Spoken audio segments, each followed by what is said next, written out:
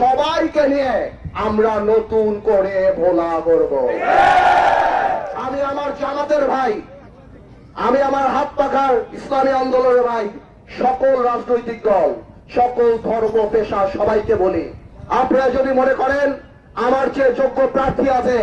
আগামী নির্বাচনে ভোলাকে বা জাতীয় সংসদে প্রতিনিধিত্ব করার মতো, তাহলে আমাকে বলেন, আমি যে সেই ভোট তাকে দিব। আর আপনারা যদি মনে করেন যে ব্যারিস্টার আন্দালিব রহমান প্রার্থী যোগ্য প্রার্থী এই ভোলাকে বাংলাদেশের বুকে জাতীয় সংসদে প্রতিনিধিত্ব করার জন্য, আপনারা যদি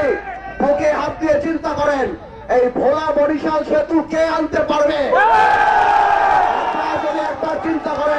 আপনারা যদি একবার চিন্তা করেন মেডিকেল কলেজের জন্য কে সংসদে দাঁড়িয়ে কে সরকারকে বলতে পারবে যে ভোলায় আমার সেতু দরকার, ভোলায় আমার মেডিকেল দরকার।